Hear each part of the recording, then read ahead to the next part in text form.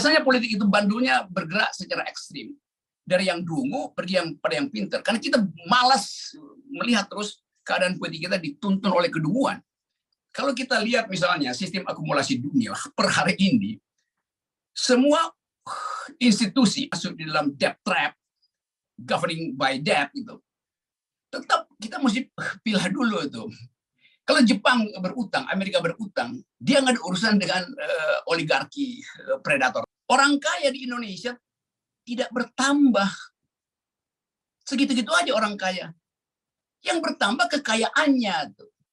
Artinya ada orang, kalau orang kaya bertambah saya senang. Artinya ada masyarakat yang miskin naik jadi kaya kan.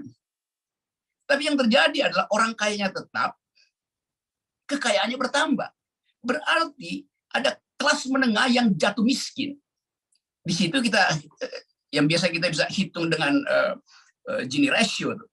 Dengan kata lain, disparitas selama Jokowi, bahkan lebih spesifik selama pandemi, itu betul-betul tinggi sekali. Apalagi kalau kita hitung Gini ratio itu di dalam lokasi-lokasi properti itu. Gini ratio antara Kelapa Gading dan sekitar Danau Pluit itu lebih tinggi dari Gini ratio nasional. Artinya kesenjangan di pusat-pusat properti itu luar biasa. Jadi kita ingin supaya analisis itu betul-betul menghasilkan satu tuntutan bahwa kita harus rubah sistem ekonomi kita. Nah, kita tahu tadi bahwa kalau kita minjem dari luar negeri, kita nggak tahu kita minjem dari siapa sebetulnya. Karena ada konsorsium. Kita nggak tahu pinjaman kita itu dijaminkan atau jaminan kita itu, kolateral kita dijaminkan pada siapa. Kalau kita bilang, oke, kita jaminkan BUMN kita, mungkin 20 BUMN, untuk dapat 200 triliun. Itu dijaminkan pada siapa? Pada negara. Negara kemudian menjaminkan itu sebagai papers di dalam financial market. Sehingga kita nggak bisa tahu lagi sebetulnya kita minjem dari siapa.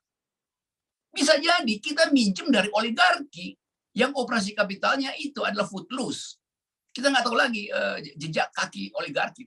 Kalau dia diselundupkan ke dalam Panama Papers, ke dalam perusahaan-perusahaan cangkang yang didaftarkan di dalam Pandora's Papers, kita nggak tahu siapa yang memiliki kapital di situ.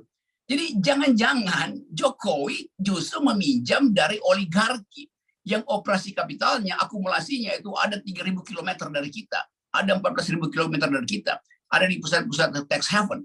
Tetapi kita tahu bahwa waktu Orde Baru selesai, kita gagal melakukan konsolidasi keadilan.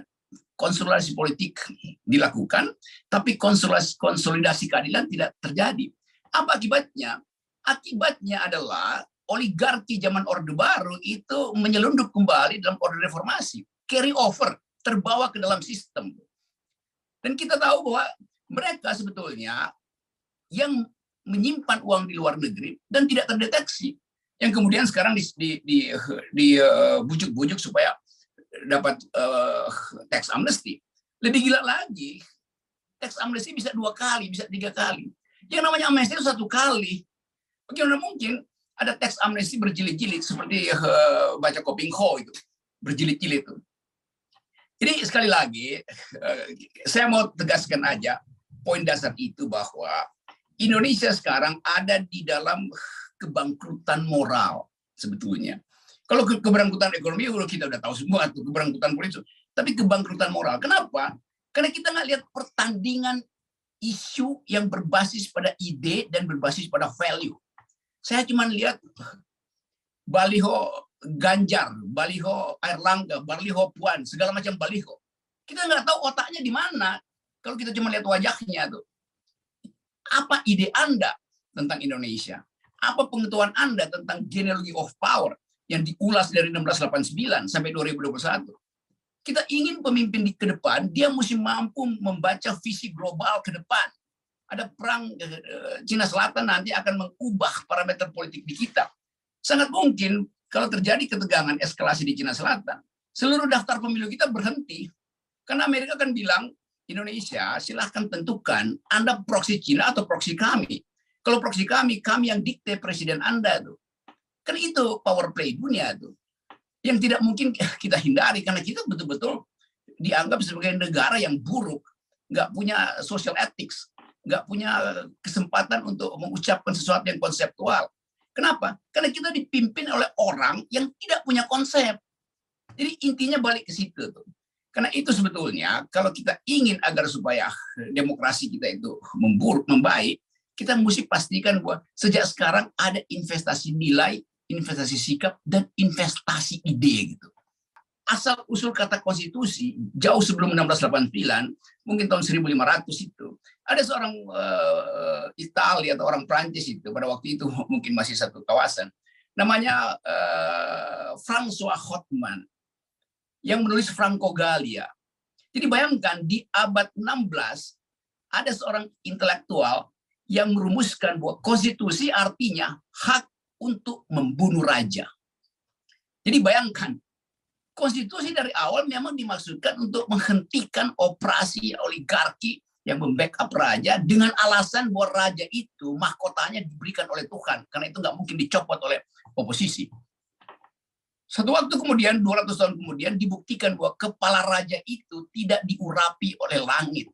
Buktinya apa? Satu peristiwa di alun-alun kota Paris, ketika revolusi Prancis sudah berlangsung, Raja Louis XVI ditenteng oleh rakyat karena barusan dipotong oleh pisau gilotin. Dan ditenteng itu menunjukkan bahwa mahkota raja bukan berasal dari langit. Buktinya kepalanya bisa dipisahkan dari badannya hanya oleh pisau gilotin. Di situ kita pahami bahwa ide bahwa kekuasaan itu harus berasal dari langit itu adalah sifat manipulatif dari manusia, seolah-olah Tuhan memerintahkan dia untuk berkuasa 3 periode. Seolah-olah Tuhan menghendaki agar supaya negara ini dimiskinkan oleh kegagalan untuk nagih pajak.